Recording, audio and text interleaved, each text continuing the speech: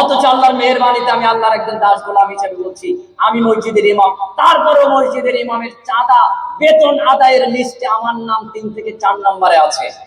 Committee বলছে ইমামের নাম রাখতে হবে না, আমি বলছি না, আমিও সমাজ করতে একজন রাখতে হবে। লিমা তাকুলুনা মা লা তাফআলুন, এটা আল্লাহর আদেশ, তবে আমি অমান্য করি কিভাবে? অতএব ইসলাম এই পথ প্রদর্শনের চূড়ান্ত ব্যবস্থা প্রদান করেছেন। মসজিদকে শক্তিশালী রূপ দান করুন। মসজিদ ভিড় হবে বিডিও অফিস থেকে বেশি, পঞ্চায়েত অফিস থেকে বেশি। মসজিদ থেকে ঠেলে সরাতে সিভিক লাগতে পারে, ভলান্টিয়ার্স লাগতে পারে, কিন্তু মসজিদে লোক ডেকে আনার জন্য পুলিশ প্রশাসন লাগবে না ইনশাআল্লাহ। শুধু কর্মসূচি বাড়ান, যে কর্মসূচি নবী মুহাম্মদ সাল্লাল্লাহু আলাইহি ওয়াসাল্লাম দিয়েছিলেন। বাৎসরিক জলসা সম্মেলনে আধা ঘন্টা 30 মিনিটের একটা সময় রাখুন। সেই সময় মাদ্রাসা কমিটি, জলসা কমিটি, মসজিদ কমিটি, এলাকার স্কুল কমিটি অথবা আরো যদি ক্লাব থাকে সবকটা কমিটির প্রধান, সভাপতি, সেক্রেটারি, ক্যাশিয়ার, অন্তত পক্ষে পদাধিকারী বলে 3 জন প্রধান, তারা স্টেজে শোভা পাবে, শোভাবর্ধন করবে, তারা বসবেন।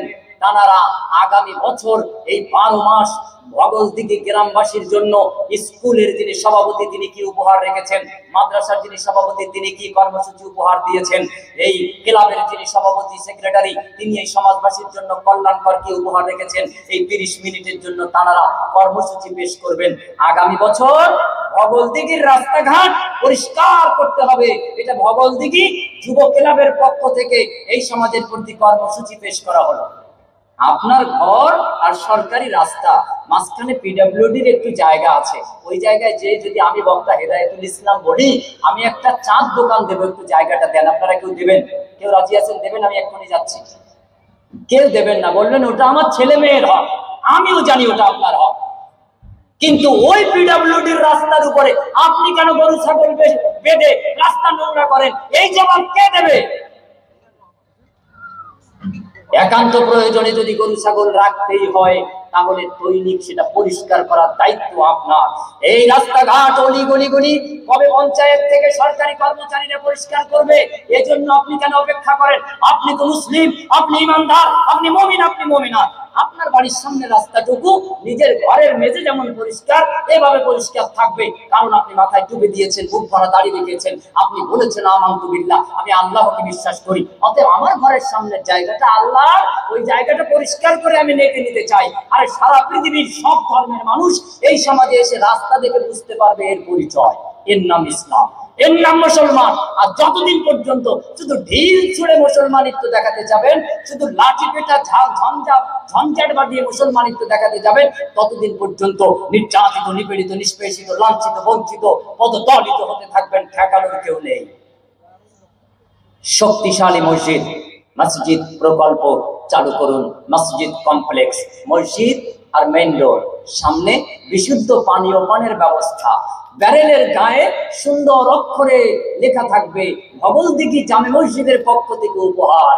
এই বিশুদ্ধ পানীয় মুসলিম খাবে, হিন্দু খাবে, খ্রিস্টান খাবে, জৈন খাবে, আর্য খাবে, বৌদ্ধ খাবে, সুযোগ পেলে পক্ষীরাও খাবে, তাতেও নেকি রেখেছে ইসলাম। অতএব আপনার আমার মসজিদের পাশে কোথায় বিশুদ্ধ পানীয়র ব্যবস্থা? বলছে ওটা পঞ্চায়েতের কাজ, ওটা ব্লকের কাজ, ওটা বিডিওর কাজ। আরে আমার আপনার সরকার আল্লাহ সুবহানাহু ওয়া তাআলা আল্লাহ আদেশ দিয়ে রেখেছেন এই কাজগুলি তোমরা দেখিয়ে তোমরা করে মানুষকে শেখাবে। তুমি প্রতিনিধি, তোমাকে আমি খলিফা প্রদান করেছি, আর তুমি যখন অলস ঘুমন্ত জাতি, তখন তুমি মার খাওয়া জাতি ছাড়া আর কি হতে পারো? আচ্ছা, যে গরু কথা শোনে না রাখালের, সেই গরুর সাথে রাখাল কেমন ব্যবহার করে? যে ছাগল মালিকের কথা শোনে না, সেই ছাগলের সাথে ছাগলের মালিক কেমন ব্যবহার করে? এখন আল্লাহ সুবহানাহু ওয়া তাআলা তো আরশ থেকে এসে নিজ হাতে আমাদেরকে পিটবেন না, আমাদেরকে ঘাড় ধরে ঘুরিয়ে দেবেন না, তিনি তো ব্যবস্থা দিয়ে দিয়েছেন, সিস্টেম আদেশ করে দিয়েছেন।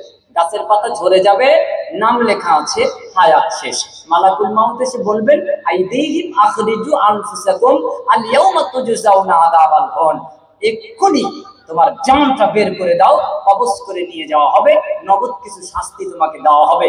মোল্লা মৌলবী মুন্সি হাজি কাজী অনেকে তোমাকে মৃত্যুর কথা শুনিয়েছে, শোনোনি, এখন নগদ কিছু শাস্তি দেওয়া হবে। সিস্টেম, গাছে নাম লেখা, তারিখ লেখা, ঝরে পড়লো, শেষ। আমাকে আপনাকে যুগে যুগে কালে কালে দায়িত্ব দিয়ে দেওয়া হয়েছে, এই সমাজ করতে গেলে মসজিদ আগে বলো, মসজিদ ইসলামিক রূপরেখায় গড়ে তোলো, ইমামকে যোগ্যতম দাও, এই মসজিদকে শিক্ষা কেন্দ্রে পরিণত করো, এই মসজিদে বহুমুখী কর্মসূচি গ্রহণ করো, এই মসজিদ থেকে সমাজ নিয়ন্ত্রণ করো, এটাই আল্লাহ প্রদত্ত ব্যবস্থাপনা। অতএব এই মসজিদ থেকে ঘোষিত হবে ভগবদ্গীতা উত্তর প্রান্ত থেকে দক্ষিণ প্রান্ত, পূর্ব থেকে পশ্চিম প্রান্ত পর্যন্ত যে মুসলমান বাস করে, একটা মুসলিম ছেলে মেয়ে কোন যুবক যুবতী মদ পান করতে পারবে না। যদি সে করে তাকে শাস্তির আওতায় আনবে। ভগবদ্গীতা গ্রাম সমাজে যদি কোনো সনাতন ধর্মাবলম্বী ভাই থেকে থাকে, তার ধর্মীয় রীতিতে যা বৈধ সে পালন করবে, তাতে ইসলাম কোনো আপত্তি করেনি। এখানে যদি কোনো খ্রিস্ট বাস করে, তার ধর্মীয় নীতি অনুযায়ী সে সেটা পালন করবে, ইসলাম সেটাকে সাধুবাদ জানায়, ইসলাম সেটাকে শ্রদ্ধা জানায়, ইসলাম সেটাকে মান্যতা দেয়। তাদের প্রতি কোন রকম ব্যাঘাত হয় এরকম আদেশ ইসলাম দেয়নি, বরং তাদের ধর্ম পালনে যদি আপনাকে সহযোগিতা করতে হয় ইসলাম উৎসাহিত করেছে। এর নাম ন্যাশনাল ইন্টিগ্রেশন, জাতীয় সংহতি। অতএব আপনি মসজিদকে শক্তিশালী করুন, শক্তিশালী হলো। এরপর এই সমাজের পার্থিব জগতের অধিকার প্রাপ্তির জন্য যেটা প্রয়োজন সেটা হলো এডুকেশন, এলএম, বিদ্যা, শিক্ষা। যে কথা আমি গত বছর এখানে ইসলামিক কারিকুলাম আলোচনায় করেছিলাম, ছোট্ট উপমা গত বছর দেইনি, এবছর পরবর্তী দিচ্ছি। এই যে বাঁশের খুঁটিগুলি আছে, উপরে সামিয়ানা ত্রিপল রাখা হয়েছে, গ্রিন চট, হোয়াইট চট, এই খুঁটিগুলির উপরে এই ছাদটা রাখা আছে। আচ্ছা, এই খুঁটি কিসের উপর রাখা আছে? খুঁটিগুলি রাখা আছে শক্ত মাটির উপরে। শক্ত মাটিতে খুঁটিগুলি দাঁড় করানো হয়েছে। আল্লাহর নবী সাল্লাল্লাহু আলাইহি ওয়াসাল্লাম বলছেন, ইসলাম 5টি স্তম্ভের উপরে দাঁড়িয়ে আছে। তাহলে ইসলামের 5টি মজবুত খুঁটি আছে, নিশ্চয়ই সেই খুঁটিগুলি কিছুর উপর দাঁড় করানো আছে। সেই ইসলামের খুঁটি দাঁড় করানো হয়েছে ইলমের উপর, বিদ্যার উপর, শিক্ষার উপর, এডুকেশনের উপর। যে ধর্ম ইসলামের মূল স্তম্ভ, ফাউন্ডেশন গড়ে দিলেন এডুকেশনের উপরে, শিক্ষার উপরে, বিদ্যার উপরে, সেই মুসলিম দাবিদার সে যদি বলে আমি 90% নিরক্ষর, আমি 80% নিরক্ষর, তাহলে এর মার খাওয়া ছাড়া দ্বিতীয় কোনো রাস্তা খোলা থাকার কথা আছে কি? যে নবী বললেন ইসলামের 5টি স্তম্ভ, এর স্তম্ভের শক্ত ফাউন্ডেশন সেটা হলো এডুকেশন, এলএম। সেই মুসলিম যদি 90% অশিক্ষিত হয়, 80% অশিক্ষিত হয়, তাহলে একে মাথায় মেরে সোজা করা হবে, না পিঠে পিঠা করা সোজা হবে, নাকি পিটিয়ে ঠ্যাং ভেঙে সোজা করা হবে? সিদ্ধান্ত আপনার। ভেবে চিন্তা সিদ্ধান্ত নিতে হবে আপনার, যে কোন জায়গায় নিজেকে নিজে আঘাত করলে আপনি শুধরে যেতে পারেন। একবার ট্রেনে যাচ্ছি, আমারই কামরায় দেখলাম যে একজন টিকিট পরীক্ষক এসে একজনকে ধরলেন এবং সে বলল, স্যার আমি সবসময় টিকিট কাটি চলি, আজকে ভুল ক্রমে টিকিটটা কাটতে পারে। উনি বললেন ঠিক আছে, কোনো ব্যাপার নেই, আপনি এখানে বসুন। সুন্দর ব্যবহার করলেন, হাতে বইটা নিয়ে কলমটা পেনটা বের করলেন, লিখলেন। যিনি বসেছিলেন উনি ভাবলেন স্যার মনে হয় খুব ভালো, আমার সাথে খুব ভালো ব্যবহার করে। এইবারে রিসিপ্টটা ছিঁড়ে বললো, ভাই এই নাও, এটা রাখো, আর একটু পকেটে হাত দাও, 500 টাকা দাও। বলে, স্যার আমি তো রিকোয়েস্ট করলাম, আমার রিকোয়েস্টটা রাখেন। বলে, শোনো, আমি এমন একটা ফর্মুলা তোমাকে দিলাম, জীবনে আর কোনোদিন তুমি ট্রেনে ওঠার সময় ভুলে যাবে না। এটা হলো মনে রাখার ওষুধ। 500 টাকা আজকে ফাইন দিয়ে দাও, জীবনে আর কোনোদিন ট্রেনে ওঠার সময় টিকিট করতে ভুল হবে না। আমি পাশ থেকে বুঝে শুনে আমি চিন্তা করলাম, সত্যিই তো মারাত্মক কথা। ওনারটা মিটে গেল। আমি এইবার ওনাকে ডাকলাম। ওই টিকিট পরীক্ষকের সাথে আমার এখনো পরিচয় আছে। ভাইয়ের নাম আলী হোসেন, মালদা জেলায় বাড়ি, চাঁচল থানায়। আমি ওনাকে ডাকলাম, বললাম, ভাই দুটি কথা বলবো, এদিকে আসেন তো। কি ব্যাপার, আপনি এত ভালো মেডিসিন, পিওর মেডিসিন কোথায় পেলেন? তা বলছি, শোনেন হুজুর, প্রত্যেক দিন এরকম 2, 4, 10, 20, 50টা ধরা পড়ে। আর তাদেরকে যত বলি আবার পরের সপ্তাহে তাকেই পাই। মালদা লাইনের কথা বলছি। তো আমরা সিদ্ধান্ত নিলাম কাউকে ফাইন ছাড়া ছাড়বো না। আর যাকে একবার ফাইন করি সে পরের দিন এসে আবার যখন দেখা হয় তখন বলে, দাদা ভালো আছেন? বলে, হ্যাঁ। বলে, এবার টিকিট করেছি। অতএব আপনি যদি আপনার হারানো গৌরব ফিরে পেতে চান, এই সমাজ বিপ্লব ঘটাতে চান, আবার যদি আপনি আপনার কর্তৃত্ব অর্জন করতে চান, তাহলে ভগবদ্গীতা প্রতিষ্ঠানকে আবার জাগিয়ে তুলুন। আপনার ছেলে মেয়েদের মধ্যে সব থেকে মেধাবী যে, তাকেই আপনি মাদ্রাসায় ভর্তি করুন। আর আপনি ইসলামের এই কর্মসূচি গ্রহণ করুন, ছেলে বা মেয়ে উভয়কে প্রথম বানাবেন হাফেজ, এরপর হবে সে কোরআন ও হাদিসের জ্ঞানী আলেম। এর মানে এই না যে 15 বছর পর্যন্ত পড়তে হবে। ওর আলেম হওয়ার জন্য যদি 5 বছর 3 বছর ব্যাস, যদি 15 বছর লাগে তাই পড়াবেন, 10 বছর লাগে তাই পড়াবেন। এরপর আপনি তাকে ডাক্তার বা ইঞ্জিনিয়ার বা ব্যারিস্টার বা মাস্টার বা কোনো ব্যবসায়ী, যে লাইনে আপনি যেতে চান তাই দেবেন। কারণ কি দেখেন, এই পৃথিবীর সমস্ত দেশের মধ্যে বরকতপূর্ণ একটা দেশ, তার নাম হলো সৌদি আরব। সৌদি আরবের নাম শোনেননি? বরকতপূর্ণ একটা দেশ সৌদি। এই দেশের মানুষ যে কারণে বরকত প্রাপ্ত, তার শ্রেষ্ঠতম একমাত্র কারণ হলো কোরআনের সাথে সম্পর্কের কারণে। কোরআন, একটা কোরআন খন্ড দেবেন কি একজন একটু? একটা কোরআন, কোরআনের সাথে সম্পর্কের কারণে তাদের এই বরকত। সারা পৃথিবীর সেরা ধনীর 10 জনের একজন, এই ধনী মানুষের কথা শোনাচ্ছি আপনাকে। বাংলাদেশের একজন বিখ্যাত শায়েখ, তিনি দীর্ঘদিন সৌদিতে পড়াশোনা করেছেন, পড়িয়েছেন, দাওয়াতের ময়দানে আছেন। তিনি বলছেন সেই ধনী শিল্পপতি যার মেশিনে স্বর্ণ ওঠে, যার মেশিনে তেল ওঠে, যার 100 বিঘে আজোয়া দামি খেজুরের ন্যায় খেজুর বাগান আল্লাহ দিয়েছেন, যিনি সৌদি আরবের সব থেকে সেরা 3 জন ধনীর একজন ধনী। বলছে ঘটনা করবে ওনার সাথে আমার 1 মাস থাকার সুযোগ হয়েছিল। ওই শায়েখ বলছেন, তো আমি একদিন ওনার কল পেয়ে ওনার অফিসে যাওয়ার জন্য ডাক পেলাম। বললো আমি গাড়িতে উঠলাম, উনি উঠলেন, পিছনের সিটে বসলাম আমরা দুজন, ড্রাইভার বসলেন, শায়েখ পিছনের সিটে বসলেন, আর শিল্পপতি সৌদিয়ান তিনি সামনের সিটে বসলেন ড্রাইভারের পাশে। এরপরে তিনি ড্যাশবক্সটা খুললেন, গাড়ি চললো, ড্রাইভারকে আদেশ দিয়ে গাড়ি শুরু হলো। আর তিনি ছোট্ট এক খণ্ড কোরআন ড্যাশবক্স থেকে গাড়ির বাক্স থেকে বের করে এবার তিনি পড়তে শুরু করে দিলেন। শায়েখ বলছেন গাড়িটা প্রায় 15-20 মিনিট চললো, টোটাল টাইমটাই তিনি কোরআন দেখে দেখে তেলাওয়াত করলেন। গাড়ি থামলো, ড্রাইভার বললেন, উনি কোরআন খণ্ডটা বন্ধ করে বাক্সে আবার ঢুকিয়ে দিলেন। গাড়ি থেকে নেমে গেলেন, লিফটে উঠে অফিসে উঠে গেলেন, হেড অফিস ওনার ব্যবসা কেন্দ্রে। শায়েখ বললেন আমিও গেলাম, যে তিনি চেয়ারে বসলেন, আমাকে পার্শ্ববর্তী চেয়ারে দিলেন, সামনে ক্যাশ বাক্স টেবিল, সেই টেবিলের ভিতর তিনি বাক্সটা খুললেন, খুলে আরেক খণ্ড কোরআন বার করলেন। তিনি অফিসে বসে প্রথম 5-7 মিনিট কোরআন তেলাওয়াত করে নিলেন। এরপর তিনি কর্মচারী ম্যানেজারকে ডাকলেন, কিছু আদেশ নির্দেশ দিলেন, আরো 15-20-25 মিনিট থাকলেন। টোটাল টাইম তিনি চেয়ারে বসে আল্লাহর কালাম কোরআন পড়তে পড়তে সময়টা পাস করলেন। আমাকে বললেন ওঠো, আবার তিনি বেরিয়ে গেলেন, ড্রাইভারকে আদেশ করলেন বাগান বাড়ি চলো। তিনি 350 বিঘা বিশিষ্ট একটা খেজুর বাগান, সৌদি আরবের সেরা বাগানগুলির অন্যতম একটি বাগান, এই বাগানের মালিক ওই বাগানে চলে গেলেন। বাগানে যে খেজুর গাছের নিচে সুন্দর পরিপাটি চেয়ার সাজানো, সেখানে যে বসলেন, শায়েখ পাশের চেয়ারে বসতে অনুমতি পেলেন। তিনি বসলেন, বুক পকেটে আরেক খণ্ড ছোট্ট কোরআনে শিল্পপতি সৌদিয়ান ধনী মানুষটির। সেখানে কর্মচারীদের সাথে কথোপকথনের আগে বুক পকেট থেকে কোরআন খণ্ডটা খুলে আগে 10-12 মিনিট তেলাওয়াত করে নিলেন। এরপর তিনি কর্মচারী বাংলাদেশি, পাকিস্তানি, নেপালি, ভুটানি, শ্রীলঙ্কানি, ইন্ডিয়ান, এইসব কর্মচারী 100 সেই বাগানে কাজ করে, তাদের ডাকলেন, 5-7 মিনিট কিছু আদেশ নির্দেশ দিলেন। গাড়িকে বললেন, ড্রাইভারকে বললেন গাড়ি ঘোরাও, চলো। চলে গেলেন, গাড়িতে বসে আবার কোরআন তেলাওয়াত করলেন।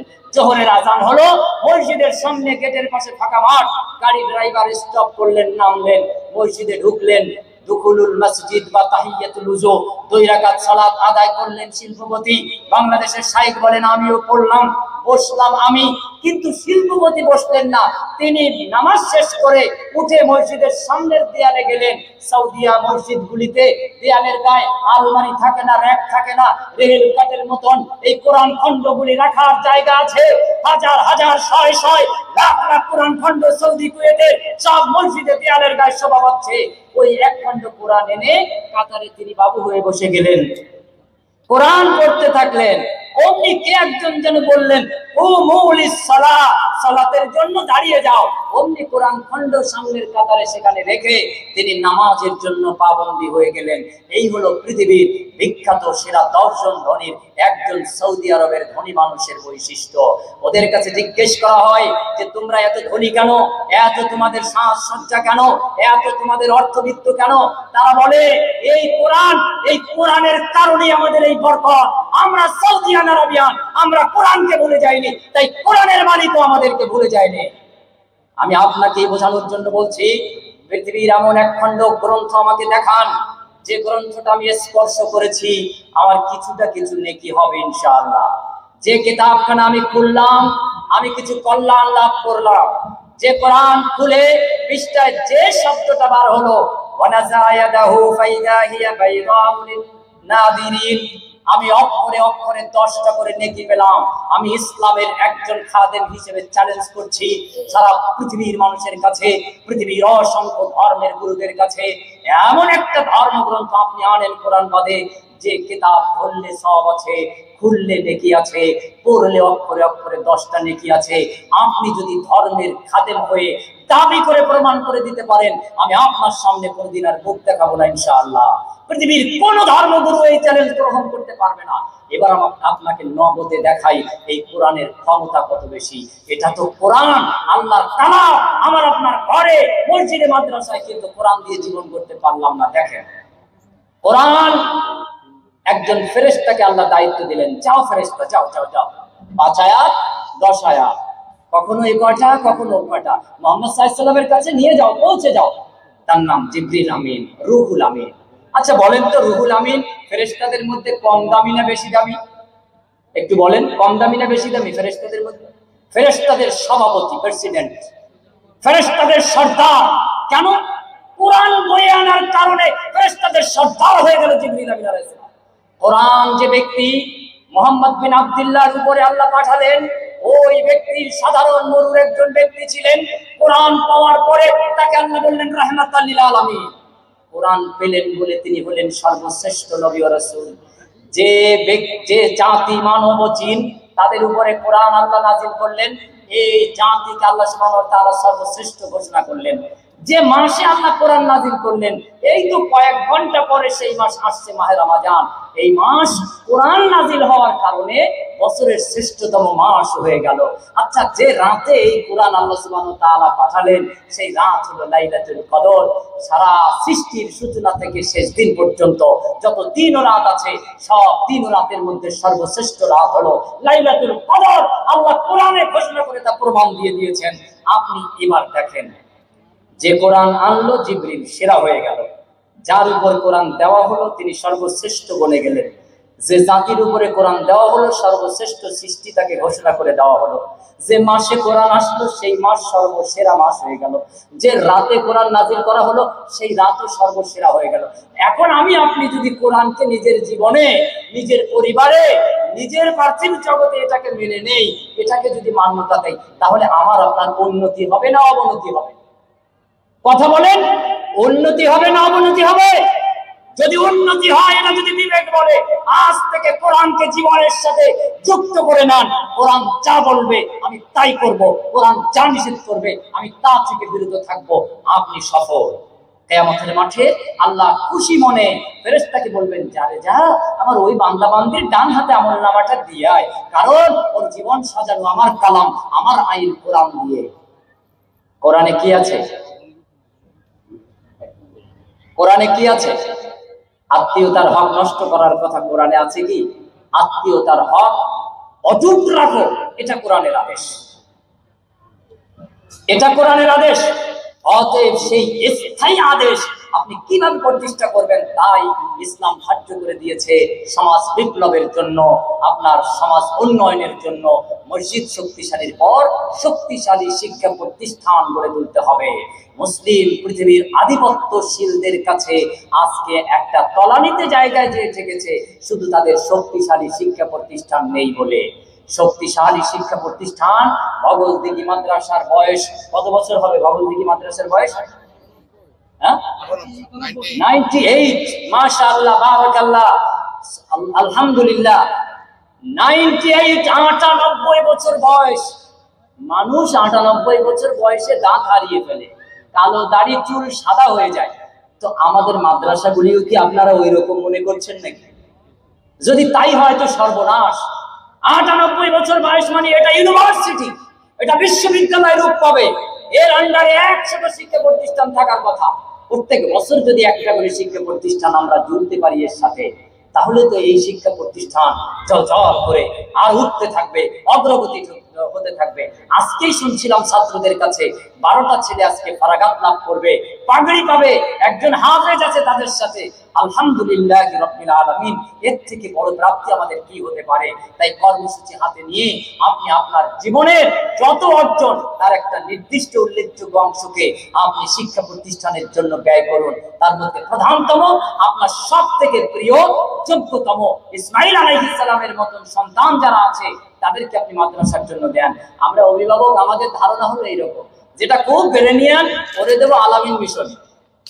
আর যে কথা শোনে না, বাপকে মানে না, মাকে মানে না, ওরে দড়ি দিয়ে বেঁধে ভগবত কি মাদ্রাসার অফিসে রেখে যাব, আর প্রধান শিক্ষকরে বলবো, হুজুর আপনার কাছে রেখে গেলাম, মাংস চামড়া ওগুলি চাই না, শুধু হাড় কটা দিলেই হবে। আচ্ছা বলেন তো, এত দুরন্ত একটা ছেলে, দুরন্ত একটা মেয়ে, তাকে কতটা কন্ট্রোল করতে পারি, কতটা শেখানো সম্ভব? আপনি বাপ যদি ফেল হন, মা যদি ফেল হয়ে যান, আমি শিক্ষক কিভাবে করতে পারি? আপনার সন্তানের প্রতি মা বাপের থেকে কি শিক্ষকের দরদ বেশি হতে পারে? আপনাকে এবার দেখাই, পৃথিবীর সব শিক্ষক এক পাল্লায় দেন, আর আপনার সন্তানের জন্য আপনি মা এবং বাপ আরেক পাল্লায় ওঠেন। দেখেন আপনার ভার বেশি আপনার সন্তানের জন্য, আপনার সন্তানের জন্য। এখন আমি আরেকটা লজিক দেখাই আপনাকে, যে মায়ের ভূমিকা সন্তানকে মানুষ করার ক্ষেত্রে বেশি না বাপের ভূমিকা বেশি হওয়া উচিত? আপনারা সবাই বলবেন বাপের ভূমিকা, কারণ পুরুষ শাসিত সমাজ তো, এখানে বাপ পায় বেশি। আর মহিলাদের পাওনা দাওনা কিছু নেই, আছে মহিলাদের কিছু? এই কে কে আছেন মোহরানা বাকি রেখেছেন? একটু হাত উঁচু করেন। মোহরানা বাকি আছে কার কার? কারুর বাকি নেই? মোহরানা বাকি নেই কারুর? লজ্জা করছে। আরে আপনার বউ তো এখানে নেই, দেখবে না? নাউজুবিল্লাহি মিন জালিক। সৎ এবং সত্যবাদী হন। আপনার আমার দ্বারা আরেকজন শিখবে। নাম দিয়ে ফেলেছি দেনমোহর, মোহরানা। আজকে বাড়িতে যে ঘুমানোর আগে পরিশোধ করে দেবেন। কেন বেঁধেছেন? 5 লাখ টাকা দিতে পারেন না তো? মেন রোডের পাশে জমি আছে, ওটা বউকে লিখে দিয়ে আপনি ফকির হবেন, ভিক্ষে করে খাবেন। ছেলের বিয়েতে চিন্তা করেছেন এত কিছু আনবো পণ। কোরআনে একটা আয়াত দেন তো, আপনি ছেলেকে বিয়ে দিয়ে কিছু আয় রোজগার করতে পারেন, এমন ব্যবস্থা নেই তো। আপনি মাথায় টুপি দিয়ে দাঁড়িয়ে দিয়ে জুমার মসজিদে ভিড় করে লাভ থাকে? আপনিও মুসলিম, আপনার বাড়িতে বিয়ের অনুষ্ঠানে সেজে খুঁজে জিনাবে বিচারের আসর বসিয়ে ফেলেন, ক্যামেরার বুড়ি বুড়ি দেবী বলে যায়। আপনি নামাজি, আপনি জুমার খুতবা দেন, আপনি বিভিন্ন সময় খুতবা শোনেন, কি লাভ? আপনার সাথে আমার একজন সনাতন ভাইয়ের বিয়ের সাথে তো কোনো পার্থক্য আমি দেখছি না। অতএব পরিবর্তন আনুন। ওই পরিবর্তনের জন্য ইসলাম বলেছে মা হলো সন্তানের জন্য উৎকৃষ্ট গাইড, সে দেবে, ভূমিকা তার বেশি। আমি বাড়ি থেকে চলে এসেছি, আমার 3টে বাচ্চা, 2টো মেয়ে 1টা ছেলে। কাল থেকে ওদের পরীক্ষা শুরু, ফাইনাল পরীক্ষা শুরু সিবিএসসি বোর্ডের। তো এই যে পরীক্ষা শুরু, কালকে পরীক্ষা, আমি বাপ তাদের কাছে নেই, কে তাকে গার্ড করছে? পরীক্ষার প্রস্তুতি কে দিয়ে দিচ্ছে? তার মা। আপনি মা, আপনি চিন্তা করেন তো, আপনার যে ছেলেটাকে আপনি মাদ্রাসায় ভর্তি করেছেন, ওকে আপনি কতটুকু গার্ড করেন? শিক্ষক যদি কোনো সময় শাসন করে, তাহলে আপনি মেম্বারকে ফোন করে হুমকি দিয়ে দেন, এক্ষুনি যাও, কোন হুজুরের ক্ষমতা আছে আমার ছেলের গায়ে হাত করে? কিন্তু আপনার ছেলেটাকে তো আপনি মা যতটা চেনেন, আমরা সবাই মিলে এক অংশও চিনি না। আপনার ছেলেটা যে কেমন ওটা আপনি ভালো জানেন। সেই ছেলেটাকে, এত কলিজার টুকরাকে মাঝে মাঝে কতবার আপনি শাসন করলেন। আর একজন টিচার, একজন মাস্টার মশাই, তিনি যদি শাসন করে, তাহলে আপনার এত দরদ লাগে কেন? আমি শিক্ষক শিক্ষিকা, আমি কি আপনার সন্তানকে রক্ত প্রবাহিত করার জন্য, কষ্ট দেওয়ার জন্য মেরেছি? আমি তাকে মেরেছি সে যেন মানুষের মতন মানুষ হয়, তাই শাসন করেছি। আপনি ভাব, আপনিও তো শাসন করেন। দাস ফের তুলে দিয়ে ছেলে মেয়েকে মানুষ করা যাবে না। শাসন ব্যবস্থা যদি শিক্ষা কেন্দ্রে না থাকে, মানুষ হবে না। তবে আলহামদুলিল্লাহ, আমি এমন একজন স্কুলের টিচার, এমন একজন স্কুলের ট্রেনার, যে স্কুলে লাঠি এলাও নেই, তবে সেই জায়গায় আসতে অনেক বছর সময় লেগেছে, সময় লাগবে। কিরকম জায়গা? ভর্তি ফিজ 80,000 টাকা, ডোনেশন ফি আবার ব্যক্তি বিশেষ কমে বাড়ে, অনলাইনে বিমানের টিকিটের মতন কোনো সময় ডোনেশন 10,000, কোনো সময় 1.5 লাখ। আর এই যে প্রতিষ্ঠান, এখানে তো ফ্রি পড়াতে হয়, শিক্ষকের বেতন বছরে রমজান মাসে পরিশোধ হয়। অতএব আপনি ওই CBSE curriculum, Islamic school, English মিডিয়ামের মর্যাদা যদি পরিবেশ আপনি এখানে চান, তাহলে যে ছেলে মেয়ের আগে মা বাপ আমাদেরকে ভালো হতে হবে, মা বাপ অভিভাবক আমাদেরকে ছেলে মেয়েদের থেকে ভালো হতে হবে। দেখেন আপনারা এসেছেন, ছেলের রুমে যে বাপ গল্প করছে, বাপ যে খারাপ, ছেলেটা ভালো হয় কি করে? মা আজকে এসেছেন মেয়েদের বিভাগে, সে দেখেন ঘরের কোনায় যে মেয়েটাকে নিয়ে আর কজনকে নিয়ে গল্প করছে। মা যে খারাপ, মেয়েটা ভালো হবে কি করে? মা ভালো হলে ছেলে ভালো হতে বাধ্য, বাপ ভালো হলে ছেলে মেয়ে ভালো হতে বাধ্য। অতএব আজকের আলোচনার শেষ পরামর্শ সেটা হলো, এই প্রতিষ্ঠানের জন্য আপনার প্রাণকে জুড়ে দেন। আপনার আয় রোজগার থেকে, বৈধ অংশ থেকে আজকে দেবেন, কালকে দেবেন, পরশু দেবেন, তরশু দেবেন, এ মাসে দেবেন, পরের মাসে দেবেন, রমজান মাসে দেবেন এত বেশি যেন ভগলদিঘি সহ সারা পশ্চিম বাংলার যতগুলি মাদ্রাসা শিক্ষা কেন্দ্র আছে, শুধুমাত্র রমজানে কালেকশন করলেই বাকি 11 মাস চলে। আর 1 মাসও যেন কালেকশন করা না লাগে। এই সময় মাদ্রাসা ছুটি থাকে, এই সময় কালেকশন হয়ে যাবে, 11 মাসের খরচ আমরা দিয়ে দেব। মাদ্রাসাগুলি স্বাচ্ছন্দ্যে চিন্তামুক্ত অবস্থায় শিক্ষক সাইকুল হাদিসরা শুধু পড়াবেন। আমার আপনার ছেলের হাতে একটা নৈতিক আদর্শপূর্ণ, সর্বোৎকৃষ্ট আদর্শ বিশিষ্ট একটা ডিগ্রি এবং চরিত্র দিয়ে আমার ছেলে মেয়েকে আমার বাড়ি পাঠাবে। এই ছেলে মেয়ে আমার বাড়ি শুধু পাহারা দেবে না, এই দেশটাকে পাহারা দেবে, এই দুনিয়াটাকে পাহারা দেবে, তার মার নিরাপত্তা দেবে, তার বোনের নিরাপত্তা দেবে, তার স্ত্রীর নিরাপত্তা দেবে, ছোটদের নিরাপত্তা দেবে, হিন্দুদের নিরাপত্তা দেবে, খ্রিস্টানদের নিরাপত্তা দেবে। সে সমগ্র জাতির জন্য নিরাপত্তা রক্ষী। যেমন আমাদের বাপ আদম আলাইহিস সালাম খলিফাত্ব লাভ করেছিল, সেও সেই প্রতিনিধিত্ব পেয়ে যাবে। আদম আলাইহিস সালাম তিনি ছিলেন ন্যায়পরায়ণ, আদম আলাইহিস সালাম তিনি ছিলেন সত্যবাদী, আদম আলাইহিস সালাম তিনি ছিলেন আমানতদার, আদম আলাইহিস সালাম তিনি ছিলেন সর্বোৎকৃষ্ট আদর্শ বৈশিষ্ট্যপূর্ণ একজন মানুষ। অতএব আমরা যদি সেই বাপের আদর্শে ফিরে আসতে পারি, ইনশাআল্লাহ ইনশাআল্লাহ অবশ্যই আল্লাহ সুবহানাহু ওয়া তাআলা আমাদেরকে আবার সেই জায়গায় ফিরিয়ে দেবেন যে জায়গায় আমাদেরকে তিনি বসিয়েছিলেন। শেষ কথা আপনার জন্য একটা ছোট্ট ইতিহাস, ছোট্ট একটা জিজ্ঞাসার মাধ্যমে আপনার স্মরণে রেখে যেতে চাই।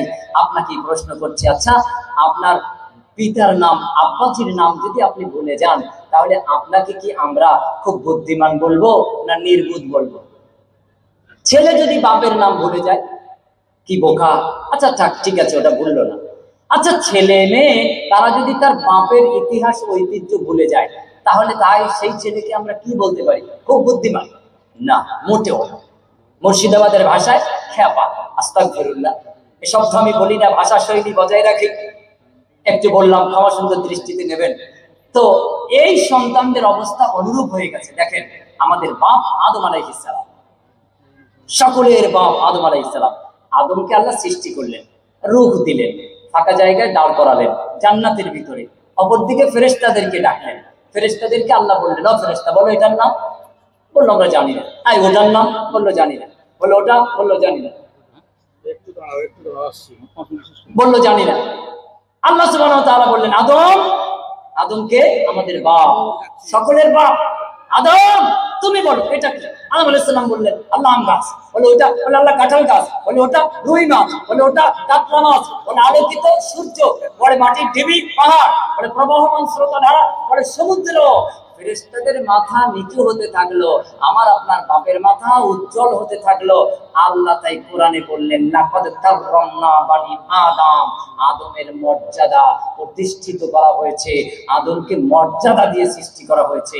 আদম যে জানে তাই মর্যাদাবান, অন্যরা জানে না তাই অমর্যাদাবান। অতএব আমার আপনার বাপের ইতিহাস হলো সে জ্ঞান অর্জন করেছিল, শিক্ষা অর্জন করেছিল, এলেম বিদ্যা তার ছিল। আমার আপনারও যদি মর্যাদাবান আমরা দাবি করতে চাই, তাহলে 100% শতভাগ শিক্ষা কেন্দ্রকে শক্তিশালী রূপদান করি, শিক্ষা কেন্দ্রের সাথে যুক্ত থাকি। হালাল বৈধ অর্থ থেকে শিক্ষা প্রতিষ্ঠানে আমরা ঢেলে দেই। এই শিক্ষা প্রতিষ্ঠানকে 5 তলা 10 তলা পরিবেশ সুন্দর থেকে সুন্দরতম করি। এই প্রতিষ্ঠান থেকে ছেলে মেয়েকে সুন্দর চরিত্রবান ছেলে মেয়ে মানুষ হিসেবে তৈরি করে নিয়ে আমরা তাদেরকে দেশ গড়ার কারিগরের দায়িত্বে নিযুক্ত করব, আমরা সমাজ গড়ার কারিগরে নিযুক্ত করব। তারাই হবে যোগ্য একজন মুসলিম দায়িত্বশীল নৈতিকতাপূর্ণ নেতা নেত্রী, তারাই হবে এই সমাজের কর্তা, এই দেশের রাষ্ট্রপতি প্রধানমন্ত্রী। এটা যেন আমরা সকলেই পারি। তবে পরিশেষে আমি বলবো, ভারতবর্ষ বিশ্বের মধ্যে বিশ্ব দরবারে একটা মহান দেশ। এই দেশে বহু ধর্মের মানুষ, বহু বর্ণের মানুষ, বহু জাতের মানুষ আমরা একসাথে বাস করি। মনে রাখতে হবে, ভারতীয় সংবিধান অনুযায়ী মুসলিম তার ধর্ম মানবে, হিন্দু তার ধর্ম মানবে, খ্রিস্টান তার ধর্ম মানবে। তবে তার আগে মনে রাখতে হবে, আমরা সবাই মানুষ। মানুষ হিসেবে ন্যাশনাল ইন্টিগ্রেশন, জাতীয় সংহতি বজায় রাখবো। অতএব হিন্দুর সাথে আমাদের কোনো দ্বন্দ্ব থাকবে না, খ্রিস্টানদের সাথে আমাদের কোনো দ্বন্দ্ব থাকবে না। স্ব অবস্থানে স্ব ধর্মের গ্রন্থের আলোকে আমরা ধর্ম মেনে চলবো, দেশকে ভালোবাসবো, শ্রদ্ধা সম্মান এবং কোমল নমনীয়তা অবলম্বন করবো ইনশাআল্লাহ। নৈতিকতায় কোনো আপোষ থাকবে না। ইসলাম এটাই দাবি করেছে। মহান সত্তা আল্লাহ সুবহানাহু ওয়া তাআলা বলেন, কুনতুম খায়রা উম্মাতিন উখরিজাত লিন-নাস তা'মুরুনা বিল মা'রুফ ওয়া তানহাউনা আনিল মুনকার। মানুষের মধ্য থেকে তোমাদেরকে পছন্দ করে বের করে এনেছি, তোমরাই খায়রে উম্মাহ, শ্রেষ্ঠ টিম। তা'মুরুনা বিল মা'রুফ, তোমাদের কাজ সৎ কাজের আদেশ দেওয়া, ওয়া তানহাউনা আনিল মুনকার, অসৎ কাজের বাধা প্রদান করা। ওয়া আখির দাওয়ানা আনিল হামদুলিল্লাহি রাব্বিল আলামিন। আসসালামু আলাইকুম ওয়া রাহমাতুল্লাহি ওয়া বারাকাতুহু। আলহামদুলিল্লাহ।